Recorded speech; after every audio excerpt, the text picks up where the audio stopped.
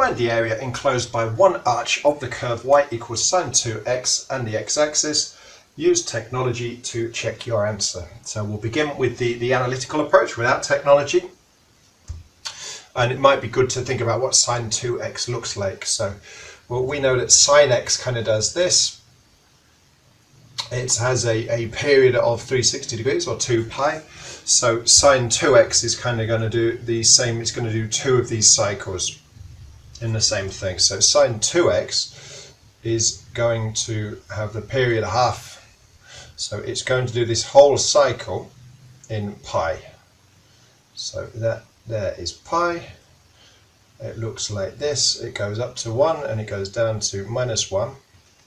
Like that, and we're interested in one arch. So I want to find effectively the area of, say, one arch like that. And I need an upper and lower limit, and I'm going to integrate. So I know this is 0, and I've just said the period for sine 2x is pi. So this is pi here. If this is pi, this must be pi by 2. Remember, just in case, you know that period, this is sine bx, and you know that period equals 2 pi over b.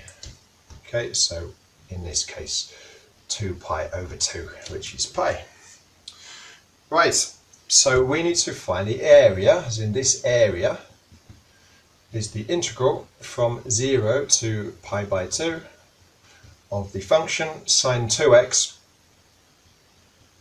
dx. So there are different ways to do this. There's a sort of shortcut way where you know that this kind of half will come out of there. I think I'm going to use a u substitution as that's how I've been teaching it. Yes, it takes a little bit longer and another extra line, but you're probably less likely to mess it up that way. So what I'm going to do, let u equal 2x, which would mean that du by dx equals 2, which would mean that du equals 2 dx, which would mean that dx equals du over 2. Okay, so if we transform the integral, so the integral for area equals, well, it's the integral from, and I need to think about these limits because it's a definite integral. I can also write the limits in terms of u. So remember, u was 2x, so if x is 0, well, 2 times 0 is still 0. If x is pi by 2, well, 2 times pi by 2 is pi. So it's the integral from 0 to pi of sine u, and it's dx. Well, we just said dx is du by 2. So that could be du, and the by 2 could be a half outside there. So now the antiderivative of sine u is minus cos u, because cos u would differentiate to minus sine, so minus cos must differentiate to sine. So this is going to be equals a half times the antiderivative function evaluated at these two, which we just said was minus cos u for u equals pi and u equals 0.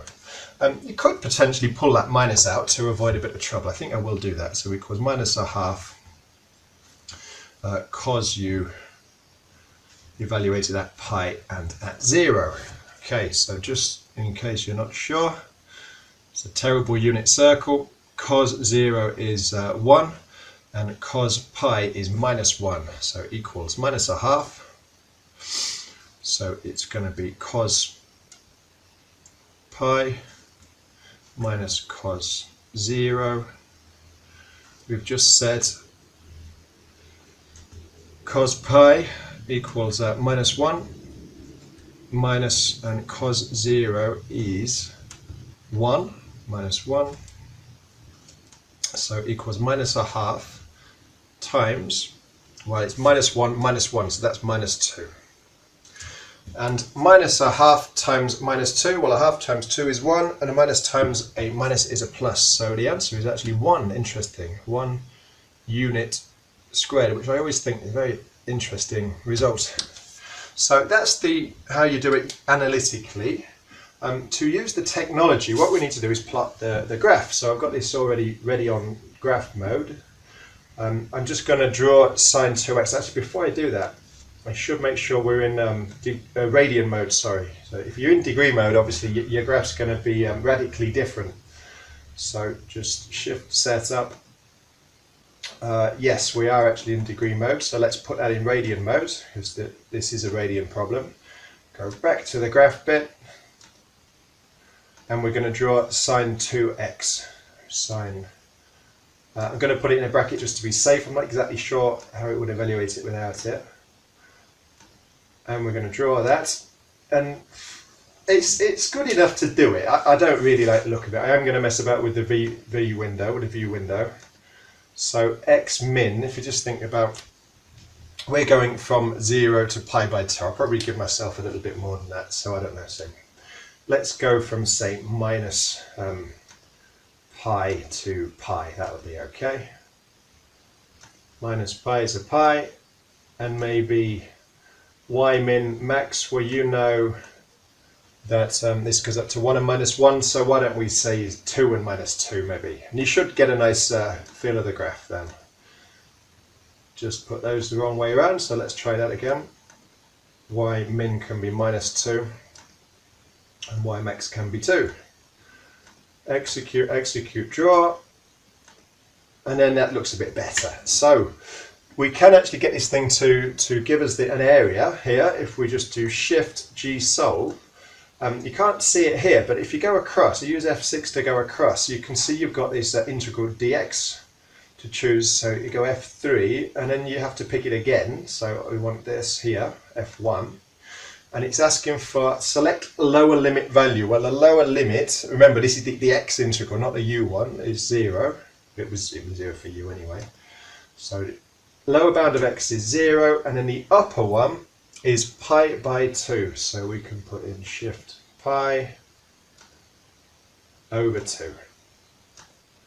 Just like that. And it's drawn a nice little picture for us, and it's given us the answer in here. So it said that the integral is 1. So using technology, we have checked our answer, and it seems to agree with what we've done, so that's good news.